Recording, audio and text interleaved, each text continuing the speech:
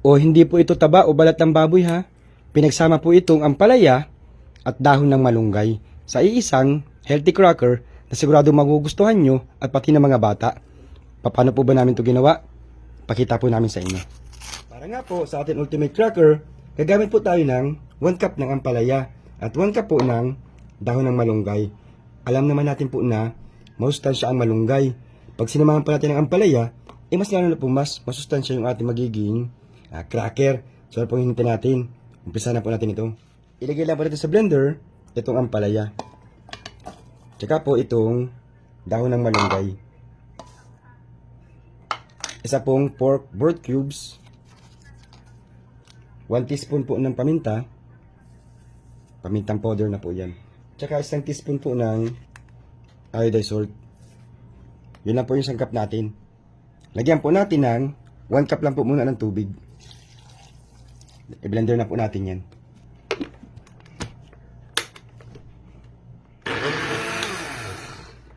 Eto na po.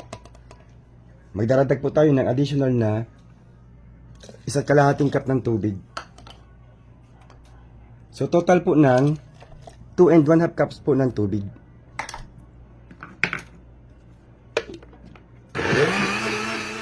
Ibuhos na po natin dito sa ating paghahaluan. 2 kalahating cups po ng tubig ang inilagay natin. So 2 kalahating cups din po ng cornstarch ang ilalagay natin.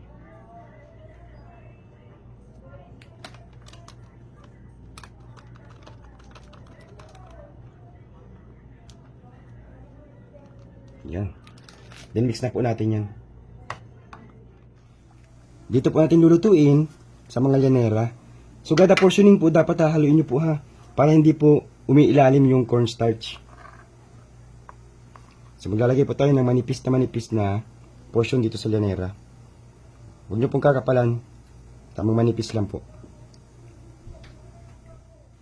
Nagpakulo lang po ako ng tubig. Steam po natin ito ng 8 to 10 minutes. Yun. Pagkalipas po ng 8 minutes, check na po natin. Yan, okay na po yan, luto na po. Tanggalin na po natin.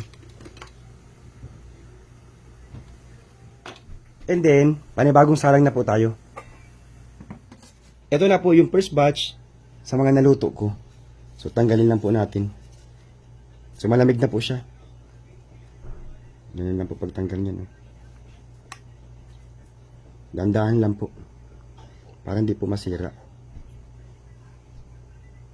Yun. Magiging ganito po siya. So ito po ay air dry lang po natin ng mga 1 to 2 hours. Ito pa po.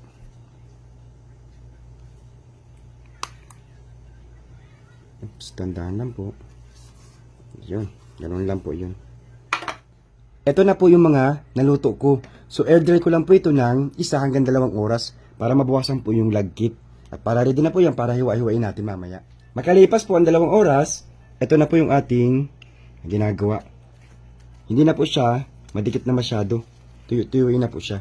Ready na po yan para gupit-gupitin. Ganitong pagkagupit po ang gagawin ko.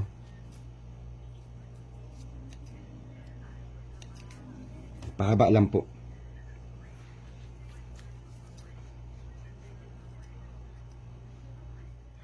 Hopefully, matuyo po ito ngayong maghapon. Dito ko lang po nilagay sa bubong ng bahay. Ito na po yung pinatuyo ko po na ampalaya and malunggay cracker. Tuyo-tuyo na po. Ready na po ito para iprito. Yan. Mainit lang po ako ng mantika. Kapag mainit na po, iset nyo po sa medium fire. Kung po tayo ng konti po nito. Iprito na po natin.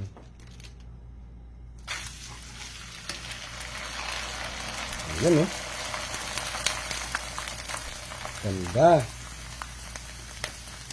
Yung mga less than 1 minute lang po yung pagprito natin. Pangit naman po kasi yung sunog nito. Maglalasa pong mapait kapag nasobrahan sa prito. Masarap po yung pait ng ampalaya lang ang malalasahan natin. Hindi yung pait ng pagkakaluto. So okay na po yan. Po. So second batch po.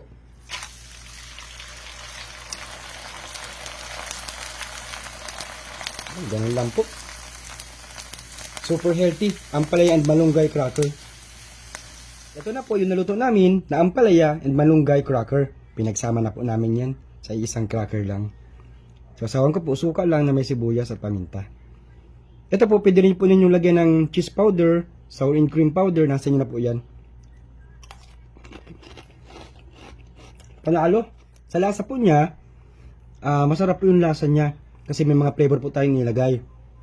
And then, meron ka pa rin po malalasahan na aftertaste ng lasa ng ampalaya.